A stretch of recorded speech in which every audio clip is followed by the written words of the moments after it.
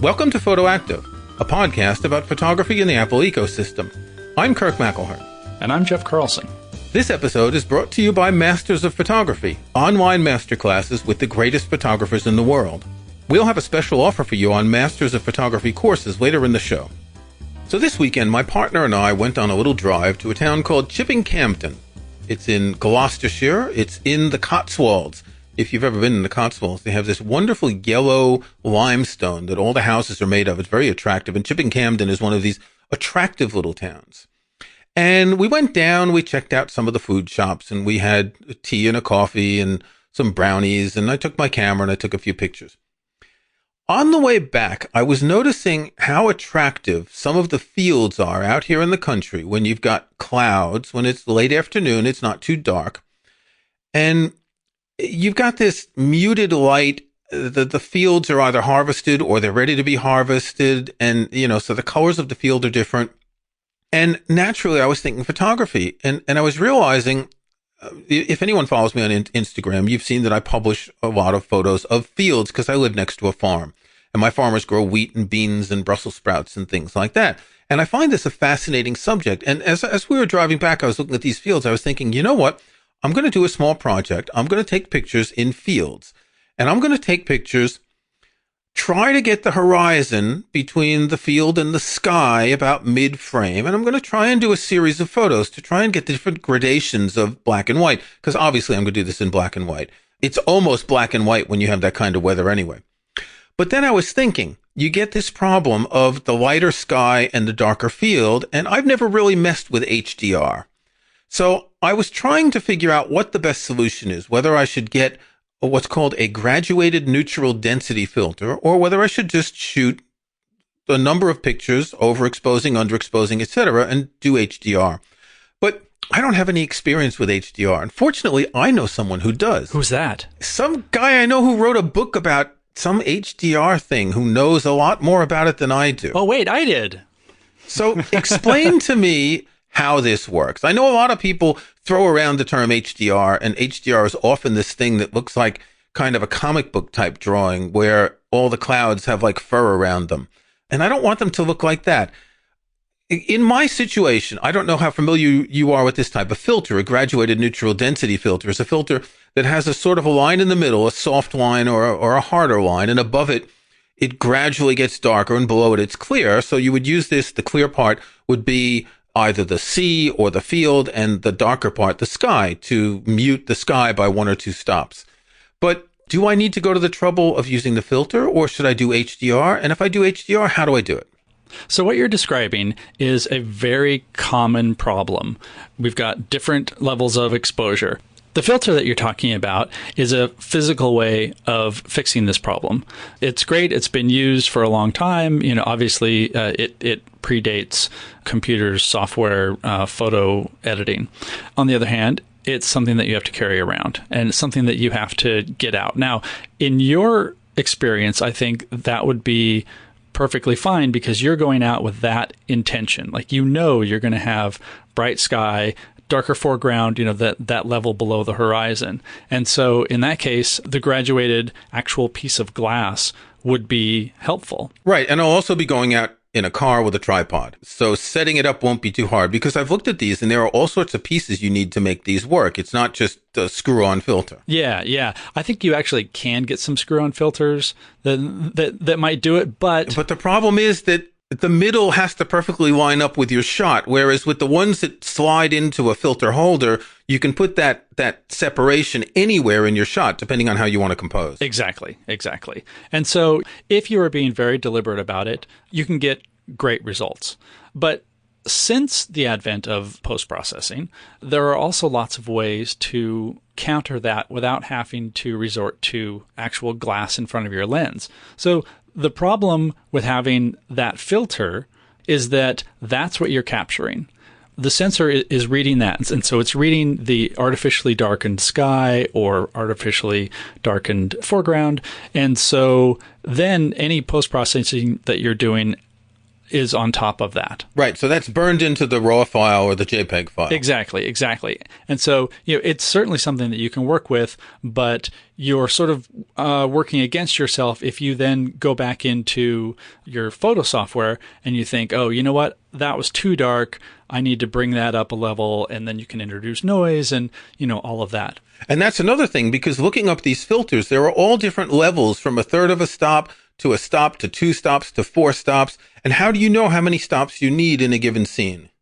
I think it's the filter industrial complex that wants you to buy the whole set. And these filters are not cheap. The good ones, you can spend several $100s buying a set of filters like this. So my preference, because I just don't have several $100s lying around, is to just take a shot either with a filter that isn't graduated. So you want to cut the light down a bit because it's just too bright. So you'll put that in front of your lens, and that's one way of controlling your exposure. Or just take a darker shot that you can improve in post-processing. You can bring up the levels, you can bring up the shadows. However, as you know, at some point, like if the sky is just too bright, you bring it really, really dark, pulling that detail out of the shadows is going to pull out a lot of noise and lead to something that you don't really want. So that brings us to HDR, high dynamic range. The dynamic range being the space between the darkest and the lightest elements of a picture. Because the photosensors can only capture a certain level of dynamic range. And granted, they've gotten much, much better in recent years. But the idea behind HDR is I can't get this scene at the exposure that I want in one shot. Well, we're talking about digital photography, so we're not limited to just one shot. So what you do is you take 2 or more shots. You take a bright version, which gives you well-exposed tones in the darker areas of your scene, and then you take a darker version, same exact shot. Preferably you do this on a tripod so you're not moving things around.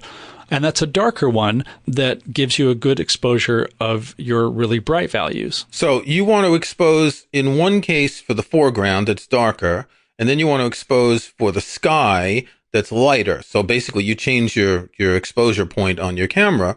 But do you need to do it that way? Because I think our Fujifilm cameras have an HDR bracketing thing where you can tell the camera to shoot a number of photos at one stop difference. So maybe you're shooting at whatever you're seeing, whatever you're metering on, say it's the foreground, and then it's going to shoot more photos, 1 stop darker, 2 stop darker, 3 stop darker, etc. Yeah, so we're describing the same thing with the Fuji, and I think most every camera now has some sort of bracketing function. That's just automating it. And sometimes that's perfectly fine. I've found that occasionally just being able to adjust the exposures just by 1 stop sometimes isn't enough. Or sometimes I want maybe, 5 shots. So I want to be able to change the exposure in a third of a stop between each shot. Some people go crazy. They'll make like 10 different bracketed exposures. I don't quite understand the reasoning behind that, and that might be just because older software didn't do as good a job as modern software does. But you want at least 2 shots of different exposures so that you get a well-exposed area in both your dark and your light areas. So I'm thinking if I'm going there with all this trouble with the tripod and setting everything up, it doesn't cost me any more to take 5 or 8 or 10 shots. Does that allow you to, so assuming that the darkest one is one range of the photo and the lightest is another, but if you have more photos, does that allow the HDR software to fill in the areas that are in between more efficiently? Yeah, I think so. Because I have to say, I have never done this. I have never done HDR. Ah, okay. It's sort of accepted wisdom to take 3 shots, where you want 1 shot that's just a general exposure for the entire scene. And maybe you're going to have some blown out highlights or some really dark areas, but you have that one sort of mid-tone version. And then you take one that's a stop or 2 brighter or a stop or 2 darker. Sometimes I found myself not using the automatic bracketing and just adjusting the exposure compensation manually because, for example, I might want something that is 2 stops brighter because I'm in a really dark scene, which would then extend the shutter time. And there you just do it by eye. Yeah, exactly. Because you know that you're getting your bright values, you're getting your dark values, and you're just expanding that palette. So then later on, when you bring it into software, you have software that will merge those together. And that's where the HDR comes in, where it's overlaying those images in such a way and tone mapping it so that all that visual range, all that light is there in the file, and there's more information for you to work with. So there are lots of apps that do this. Now, I mostly use Apple Photos for my edits. It doesn't do HDR like this.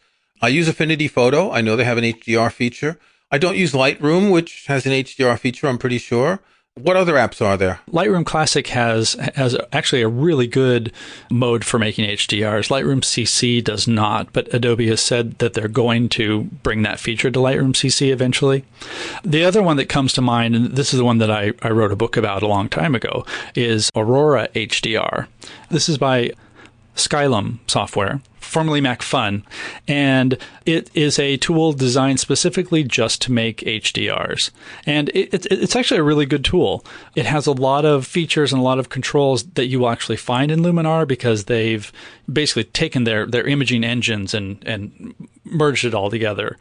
It has some things that are more specific to HDRs. It's just been designed that way. And also it works as a complement to Luminar. So why do so many HDR photos look like acid trips? That's a great question. I think because originally the techniques for doing this were actually very difficult. Like you had to go into Photoshop and do a lot of different things. You had to build channels and masks, and it was a big darn deal if you really wanted to do this. Channels and masks and layers, oh my. And so we should probably mention a photographer named Trey Ratcliffe. Our readers may have heard of him. And he kind of pioneered this use of HDR and basically got very famous for it. In the early days, it was really cool that you could just expand that dynamic range. So people were like, yeah, expand it. Like, I want to see everything. Well, the problem is you saw detail in everything, and they looked artificial, and the color and the saturation would just get boosted because, hey, why not? Like, we've got all that data there.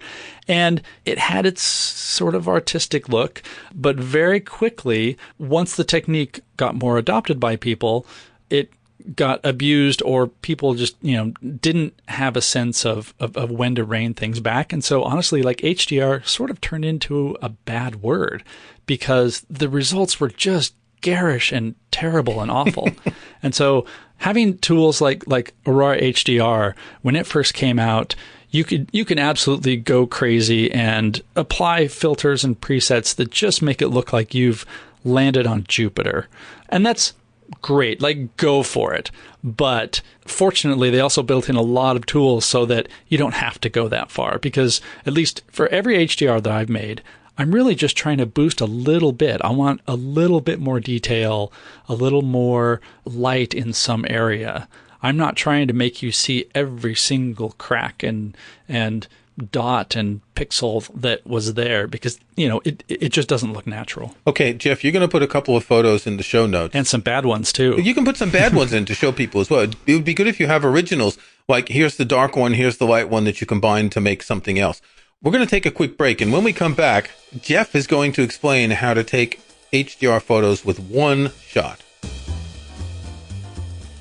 Masters of Photography is a unique online learning platform that brings together some of the world's most acclaimed photographers, the masters.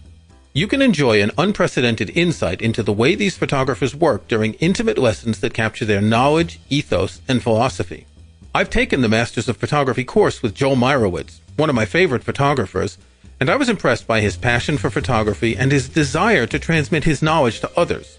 With more than 5 hours of video and 34 lessons, Joel Meyerowitz discusses technique, inspiration, and his career, and gives some practical tips about shooting in the street, taking portraits, and even still life photography. I strongly recommend this course with Joel Meyerowitz, and Masters of Photography has a special offer for PhotoActive listeners. Get 5% off any course with the code PhotoActive. Go to mastersof.photography and enter the coupon code PhotoActive, or use the link in our show notes. That's mastersof.photography. I really enjoyed this course, and I think you will too.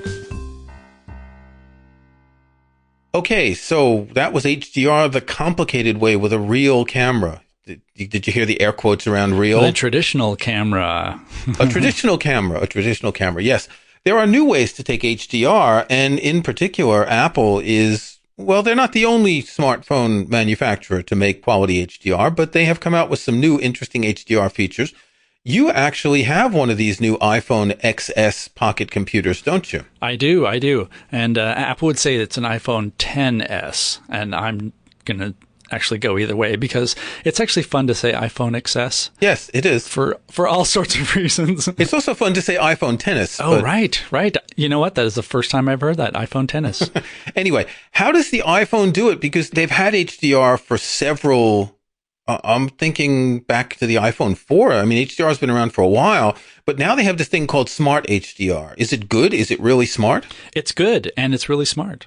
So basically, what Apple is doing is exactly what we just described earlier, only they're doing it super quickly and automatically. The phone is still taking multiple shots, a light and a dark version, and then merging them together. The thing is, rather than you merging it together in software later, the phone and its processor and its image signal processor and the whole system that Apple has built just around the camera is doing all of this for you. The little hamsters inside the iPhone are spinning the wheels to make it happen really fast. Very little hamsters. That's why it gets hot. Nano hamsters. That's why the phone gets hot after you've been using it for a while, because the hamsters get tired. So it's doing this very, very quickly. In fact, with the iPhone XS, when it was first announced, Phil Schiller, I believe, said that every time you take a shot with the iPhone, it's performing either 1 trillion or 5 trillion calculations per second. Okay, but don't drink the Kool-Aid, because what that means is he's counting each single pixel and the number of calculations on it. It's not a trillion calculations for the entire photo. It's all the pixels that add up. And if it's 12 million pixels, is that it? 12 megapixels. If it's 12 million pixels, multiply that to get a trillion. It's not that impressive. Wait a minute. But Apple is the master of using exaggerated marketing terminology. You're saying this is marketing? There's marketing involved here? Yes, it is. Yes, but there's courage behind it. Oh, boy. That said, it is working very fast. The big difference with the XS is that rather than just taking like 3 shots and merging them together into an HDR, it's taking a lot more than that. It's taking, I think they're calling them interframes, which is basically like it is taking little tiny slices of videos. Not video. It's still, they're still shots. Right, but a video is just a series of still shots as well, isn't it? But then what it's doing is it's taking these at different exposures to create that HDR effect. Now, one of the upsides to this, and what makes Smart HDR better than just HDR, is that all of these little interframes are shot at a very high speed. In fact, Apple has increased the ISO in general in order to get higher shutter speeds. And then it's taking that and it's merging them all together and then doing some noise reduction to compensate for that. But what that means is you can take an HDR shot of things that are in motion and not have them be blurred.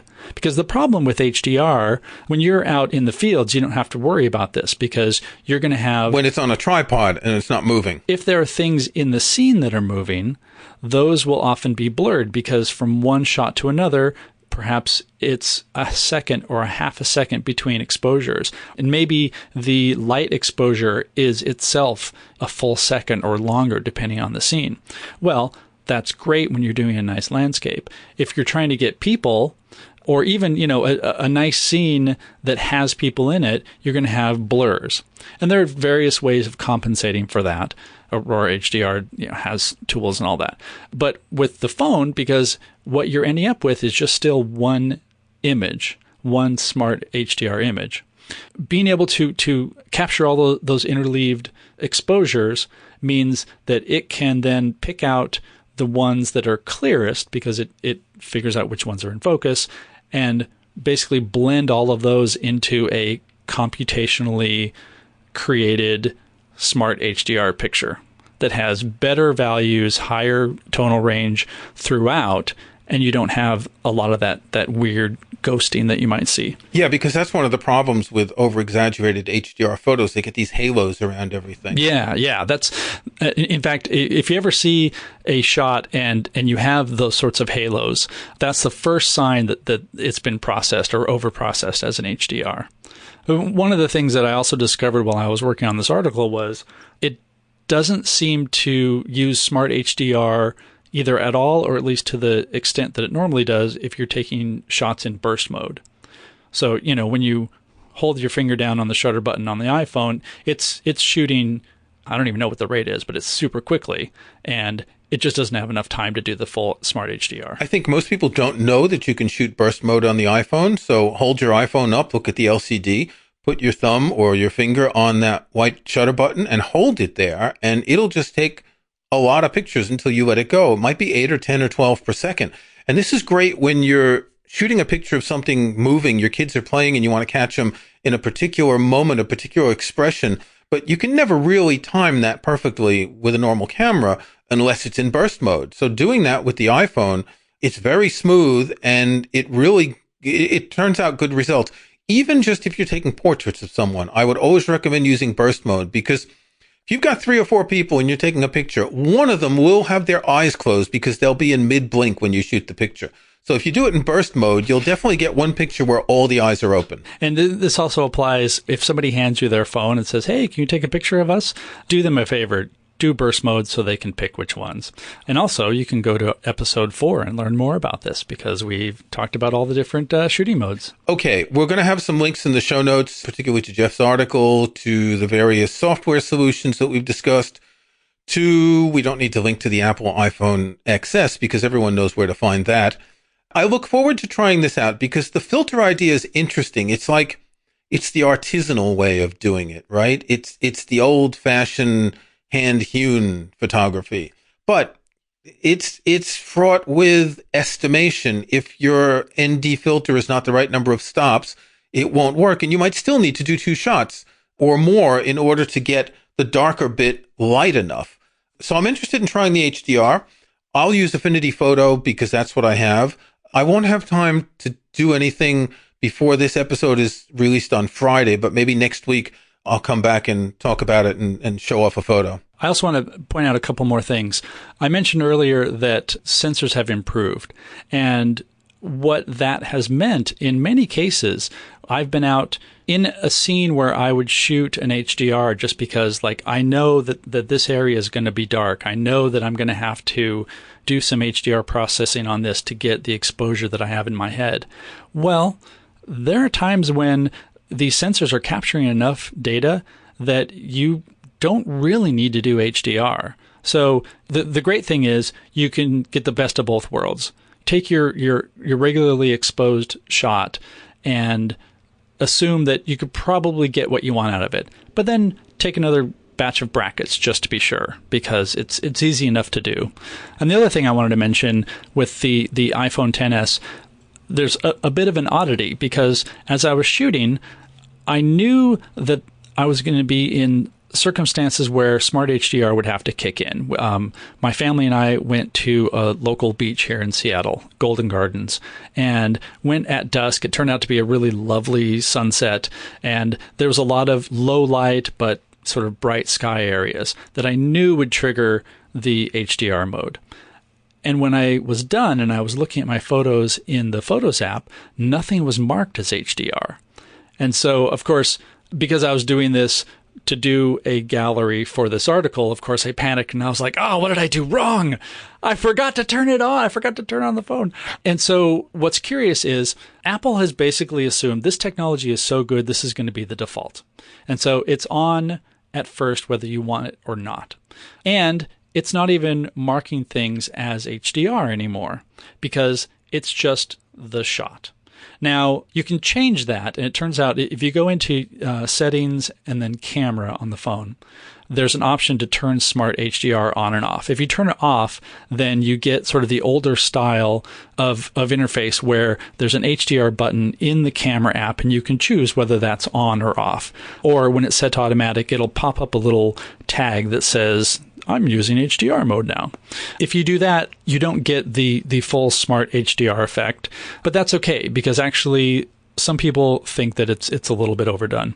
The other option to point out is you can set it so that it also saves the original as a separate image. And when you do that, then it will tag the Smart HDR with an HDR badge so that you know which is which. And on older phones, you have similar options, auto HDR on and off, and keep normal photo on and off as well. So you can turn off auto HDR on older phones, but even if you turn it on, it's not as smart as the iPhone XS. What's interesting about the DP review article that I wrote is a lot of people in the comments really sort of rail against Smart HDR just in general. I will say I love DP review and I will blanket say I love DP review's readers, but the comment sections can just be crazy. I love DP reviews, articles and reviews, but the forums, I think I said this before, they're toxic.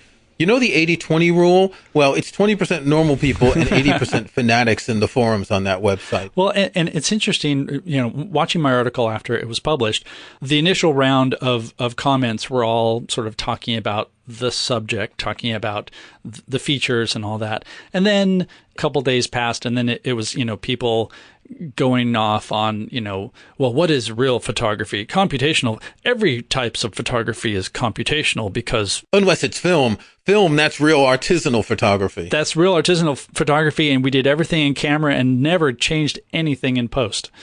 Anyway, one of the things that people did point out is, for some people, the Smart HDR look seems a little bit too processed.